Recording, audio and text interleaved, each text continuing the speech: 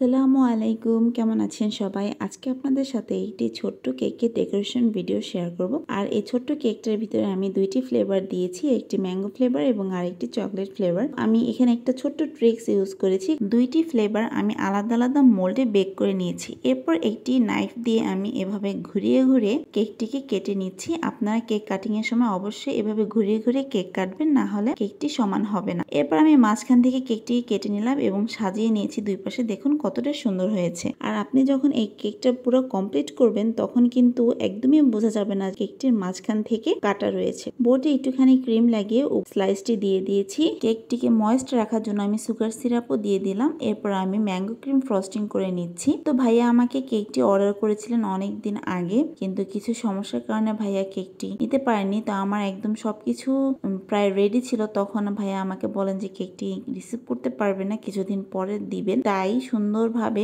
সবগুলো জিনিস এয়ারটাইট বক্সে ভরে ফ্রিজে রেখে দিয়েছিলাম। ছোট ছোট কিউব করে কাটা ম্যাঙ্গো গুলো আমি কেকটির উপরে সমানভাবে ছড়িয়ে দিচ্ছি। যেহেতু এখন আমের সিজন, আর যারা ম্যাঙ্গো লাভার আছেন তারা মাস্ট বি এই কেকটা ট্রাই করে দেখবেন। যেহেতু রিয়েল ম্যাঙ্গো দেওয়া হয় তাই কেকটি খেতে খুবই ফ্লেভারফুল এবং টেস্টি হয়ে থাকে। এরপর আমি কিছুটা ক্রিম দিয়ে ম্যাঙ্গো গুলোকে কভার করে দিচ্ছি, কারণ আমি যদি এটা কভার না করে উপরের স্লাইসটি দেওয়ার পর এখান থেকে ভেঙে পড়ে যাওয়ার সম্ভাবনা অনেক বেশি থাকে। তো আমি সেম প্রসিডিং এ প্রত্যেকটি লেয়ার কমপ্লিট করে নিচ্ছি। 1 পাউন্ডে 2টি ফ্লেভার দেয়া অনেকটা ঝামেলা, কারণ এই ছোট্ট কাজগুলো করতে অনেক বেশি সময় লাগে। এই কেকটি তৈরি করতে যে সময় লেগেছে এর ভিতরে আমি 3টি কেক ফ্রস্টিং করতে পারতাম ইজিলি। তো ভাইয়ার রিকোয়েস্টে আমি এই কেকটি বানিয়েছি, কারণ ভাইয়া আমার একজন রিপিট কাস্টমার এবং অলওয়েজ তার বোনের জন্য কেক অর্ডার দিয়ে থাকে। আর তার বোন একাই যেহেতু খাবে তাই 1 পাউন্ড কেকই তার জন্য যথেষ্ট ছিল। কেকটি সেমি হাইটে তৈরি করে নিয়েছি। 1 পাউন্ডে মূলত সেমি হাইটের কেকটাই হয়,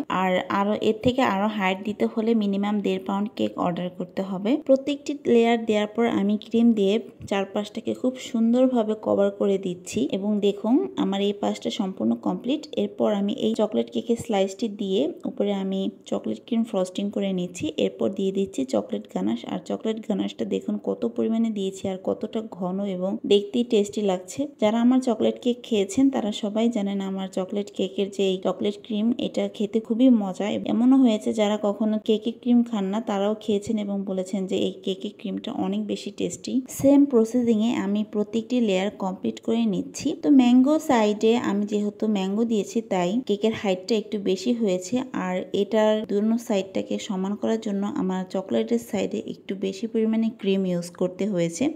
আরেকটা ইম্পর্টেন্ট কথা হচ্ছে, আপনারা যারা আমার কাছে বেন্টো কেকের জন্য মেসেজ দিয়ে থাকেন তাদের উদ্দেশ্যে বলছি, বেন্টো কেকের অর্ডার আমি সাধারণত নেই না, কারণ ছোট্ট কেকগুলো মেনলি একটা বা দুইটা বানানো যায় না, বানালে অনেকগুলো একসাথে বানাতে হয়। কিন্তু দেখা গেছে একটা অর্ডার আসে, দুইটা অর্ডার আসে, যার জন্য কেকের অর্ডারগুলো নেওয়া হয় না। আপনাদের জন্য ভেবেছি একটা ডেট ফিক্স করব বা 1 উইক ফিক্স করব। যারা আপনারা বেন্টো কেক নিতে চাচ্ছেন তারা প্রি অর্ডার দিয়ে কনফার্ম করতে পারেন। একটি প্যালেট নাইফ দিয়ে কেকের উপরে এবং কেকের সাইডে আমি একদম ডার্ক পার্পল কালার ক্রিম দিয়ে দিয়েছি। এরপর আমি সুন্দরভাবে ঘুরিয়ে ঘুরিয়ে কেকের সাইডটা স্মুথ করে নিচ্ছি এবং কেকের উপরটাও স্মুথ করে নিচ্ছি, এবং সেম প্যালেট নাইফটি দিয়ে আমি নিচে থেকে উপরে হালকা করে ঘুরিয়ে ঘুরিয়ে একটি ডিজাইন করে নিয়েছি। আর এই ডিজাইনটা খুবই আলতো হাতে করে নিতে হবে, বেশি চাপ দিলে কেকটার ভিতরে ডেবে যাবে। এরপর আমি একটি নজেল দিয়ে কেকের উপরে কিছু ফ্লাওয়ার করে নিলাম এবং সেম ফ্লাওয়ার উপরে আবার পার্পল কালার ক্রিম দিয়ে ফ্লাওয়ার করে নিয়েছি। এরপর আমি কিছু সুগার পাউল দিয়ে কেকটিকে কমপ্লিট করে নিলাম। তো